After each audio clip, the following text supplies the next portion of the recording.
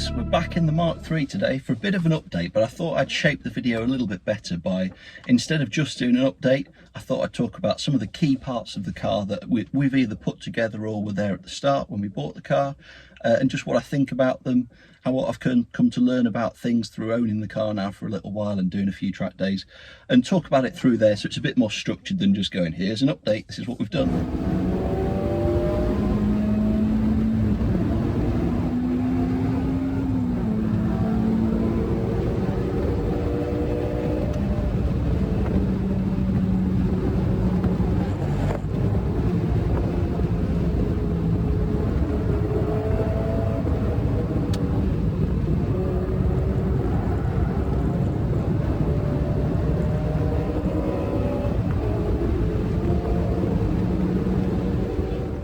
So, first thing that I'll talk about is the suspension.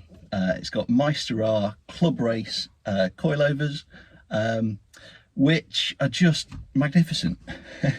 Little story time here, when Jerrick started Meister R, which I'm guessing here was 2009, somewhere around there, I was big into Honda CRXs, still are, got the lovely Mark II still.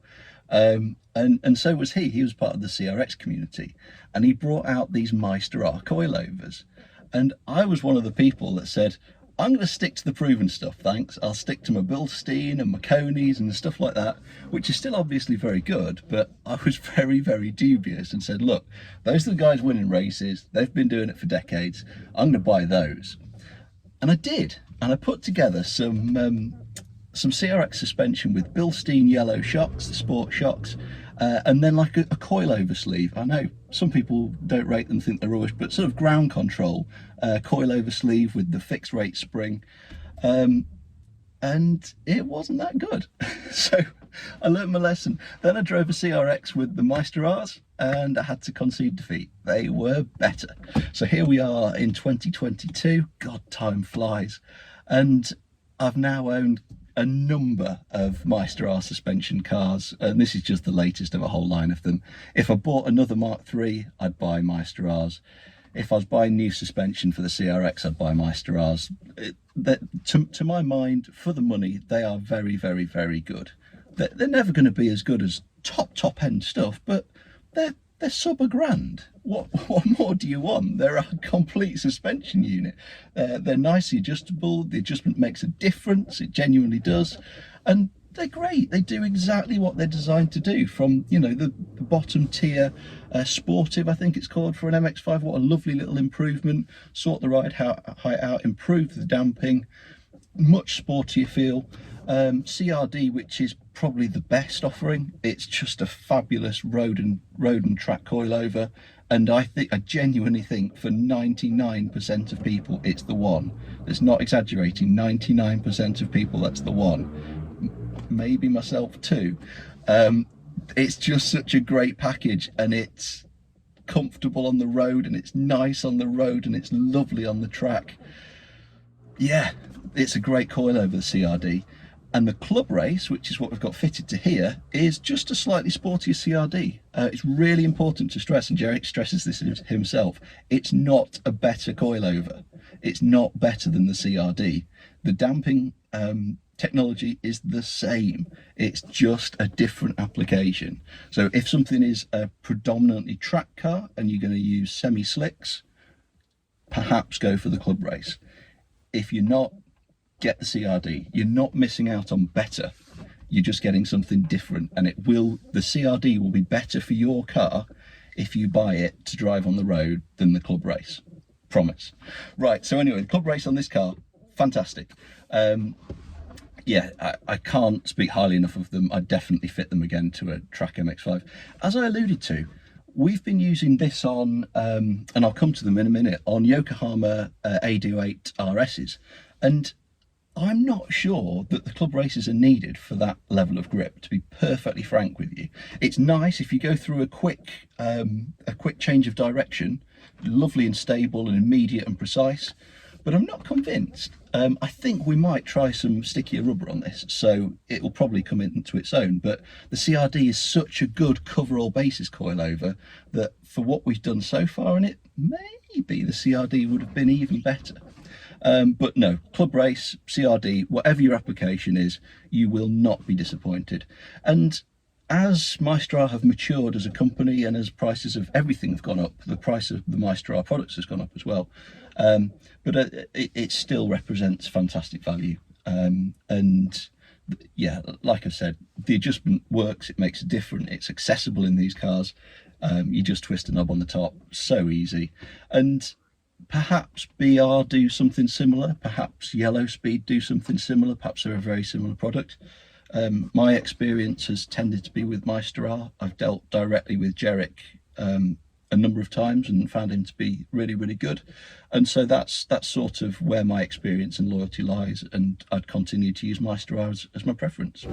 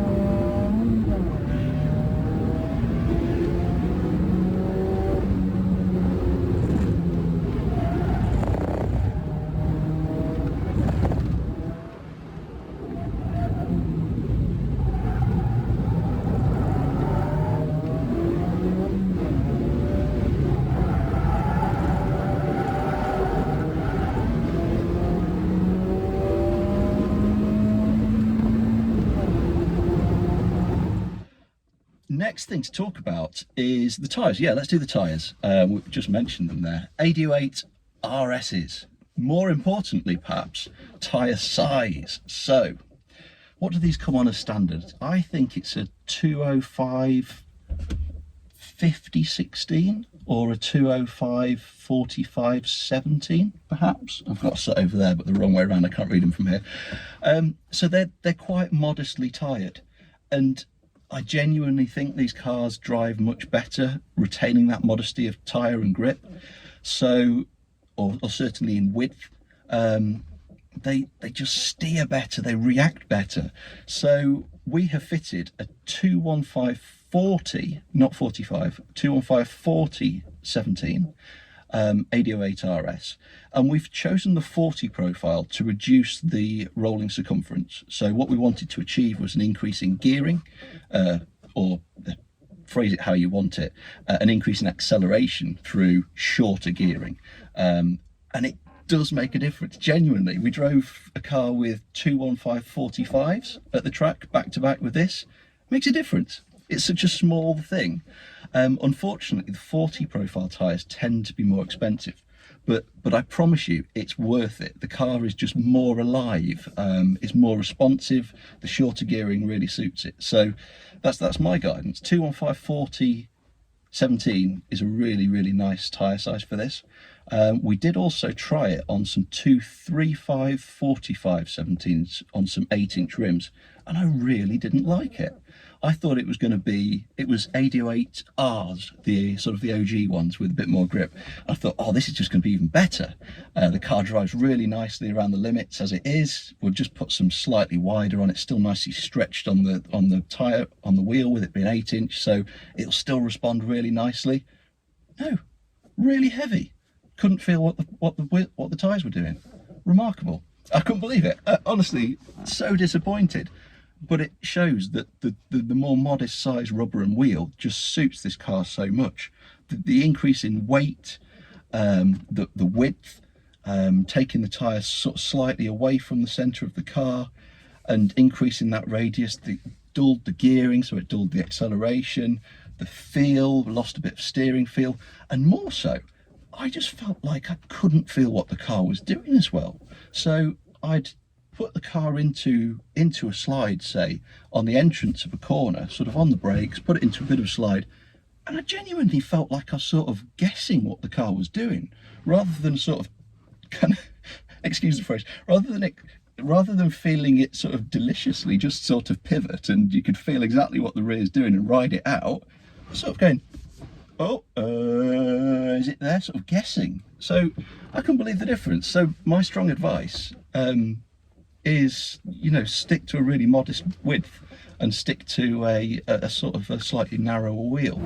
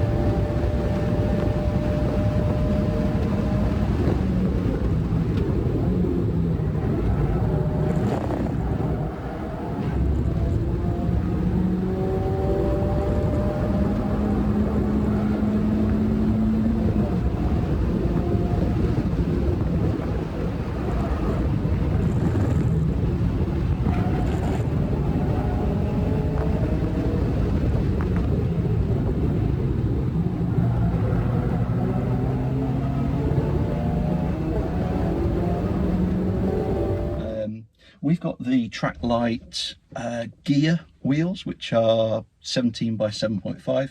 Chose them because they're basically the lightest wheel you can get, without going to, you know, unobtainium stuff, so without going for forged or something really, really posh and with it expensive. So they are, I think they're 6.8 kilograms. I'll correct it there. If that's wrong, I'll correct it. But I think they're about 6.8, which is really, really light. And they're quite a robust wheel as well, so that's very good. I would say buy those, but you can't anymore, so don't buy those, buy something else. Ozi's Superleggera, a good pick, a good wheel. I think there is as well some Sparco wheels now, which are made by Ozi, which are still... That was the girlfriend, I wasn't just kissing the car. I think there's some Sparco wheels now that maybe have some of the good Ozi tech, which make things a bit lighter. What do we use on the M140? Bowlers, FLBs I think they were, but Bowler make a series of flow formed wheels as well that are nice and light. Altec Wizard, is that a flow form? I don't know. Search it, 7.5 by 17 inch flow formed or nice lightweight. Sodic Rotor, they make loads of good lightweight wheels. Which are the sexy ones? Oh, I can't remember the name of them. They do a really sexy one. Who knows? There's the sexy one. That's the one I like. Who cares anyway? Nice and light. Don't put big heavy wheels on your MX5 and big tyres, you'll ruin it. AD08RSs, what do I think of them? I thought we'd struck gold. I did. Everybody slates them. We're not too bothered, or I say we're not too bothered. We like to think we're not too bothered about going quickly. And at Blighton, we're not. So whatever, yeah, there's quicker stuff, and that's always going to be the case wherever we go. And we're just sort of merrily going about our business and just sliding it around a bit and enjoying the car at slightly lower limits. The tyres are really durable. We've barely worn them. We've tooled around loads and not really worn them much. So we thought, you know what, these are bloody brilliant. People slate them, but they've not got that much grip, and do we need that much grip? So they're just sort of saving on brakes and on fuel and on all sorts of other consumables. So we thought, hey, it's the answer for these cars. However, at Blighton, we noticed that the tyres go off with heat relatively quickly. I don't know, do 5 laps on it, and you sort of hit a bit of a, I don't want to call it a cliff, that's a bit F1-y. I don't know what we'll call it, a hillock. You fall off a hillock. And you kind of do. Up to that point, around the limits, the car's quite nice. Maybe it's less than 5 laps, don't know, can't remember. Up to that point, it's quite nice around the limits, and then they overheat and they don't work the same around the limits of grip. So all of a sudden, it's a bit sketchy around the limits, and at Blighton that's okay, at Cadwell not so much. So it sort of goes, oh, okay, we've had enough, and then the car just is less good. It really is. It really is. It's really frustrating because you're on it, you might be having a little battle with someone, or you feel like you're getting your lap times good, or you're just in the rhythm, and then it just sort of drops off and you're like, ah. All of a sudden it's sort of, oh crikey, that wasn't quite as, didn't come back as quick, or didn't react quite how I expected. I didn't do anything silly, but it just didn't quite react how it should have done. Or corner exit, let's say, you sort of understeer and more understeer. Yeah, maybe it's just I've always compensated for lack of ability with grip, but other tyres I've driven just react better beyond the limits once they're kind of overheated, or last a little longer before they are overheated. So something like the what's it called now, the Gredge. Who does the Gredge? Can't remember who does it. Up there, they do the Gredge.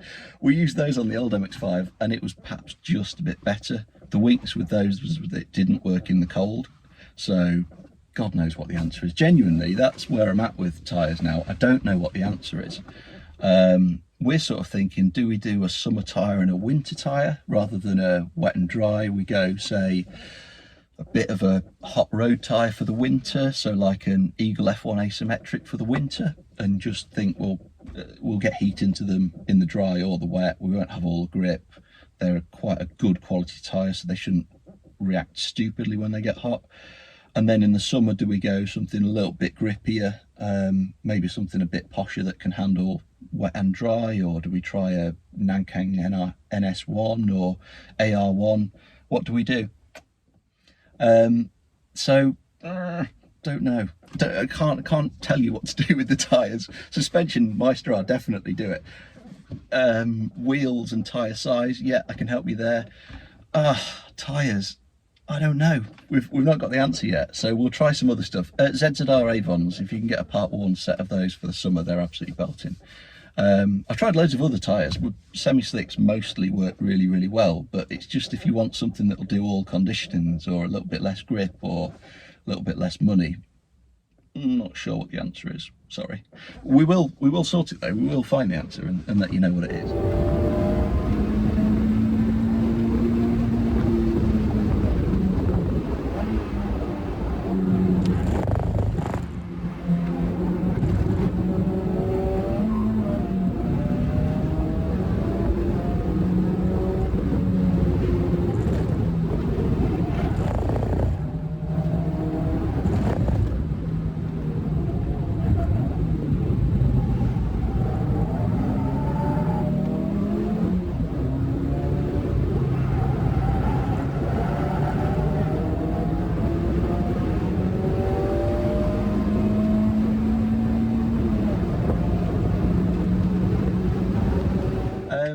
So we've done coilovers, we've done tyres. Let's just do, what time are we on? Let's just do brakes very quickly. So there's 1,000,001 options on brakes. The answer that we've arrived at is Mintex 1166s or M1166s at the front, and then at the rear we've tried a few things. So I think they do a 1166 at the rear as well. I think we just couldn't get hold of them. So my guidance, if it's a relatively stock powered car and you're not on super mega rubber, 1166s, fairly priced, they don't wear out too quick. Yeah, I think they're pretty reasonable.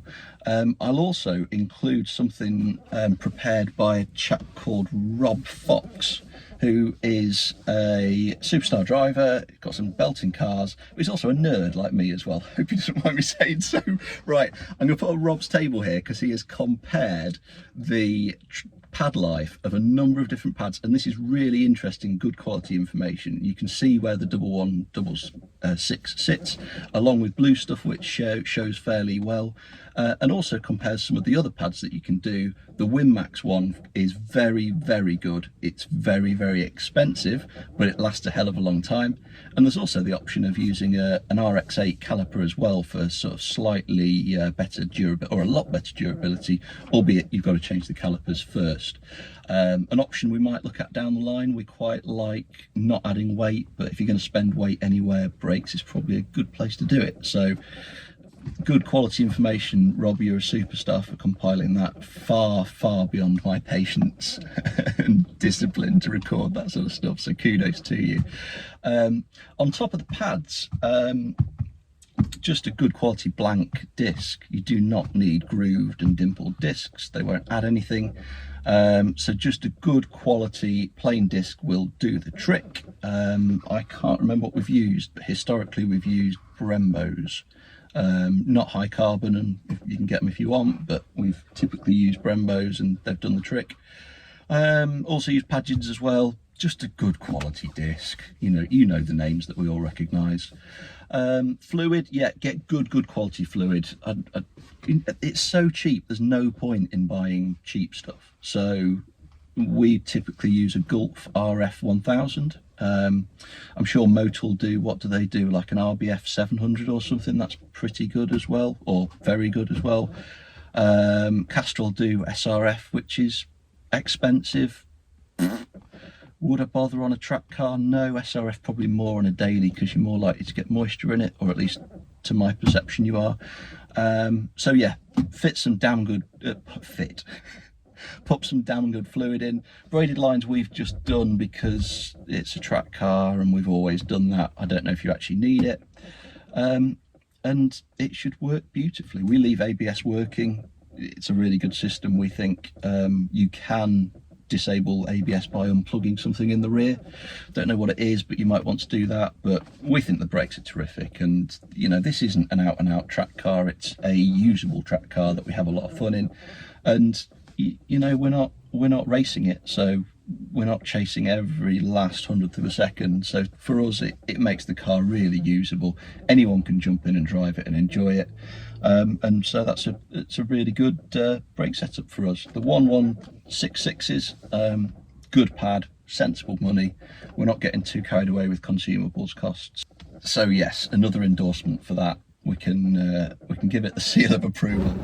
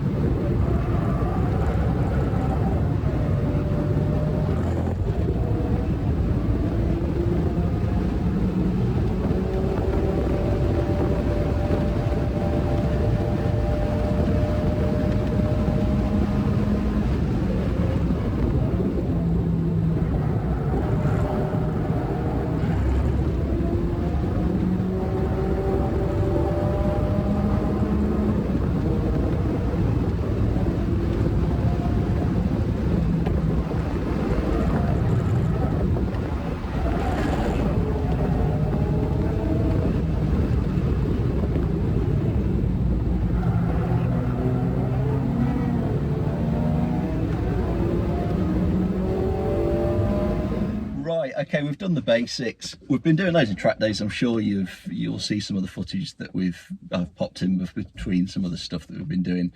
And the car is working quite well. I've got some tweaks that I want to do to it to get the suspension. I think it needs an alignment, basically. I think the alignment's been whacked out by hitting the curbs at Blighton, so I think it needs a new alignment. I'm toying with the idea of swapping a standard rear bar in, because I'm not convinced the thicker RX8 rear bar is beneficial. It'd be good to drive them back to back at the track to see. And we have some excitement going on. Some shit has been going down. So we've got some excitement. I'm just going to start this.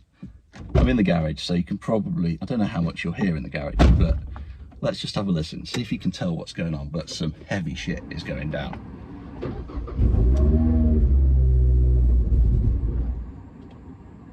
Stalled.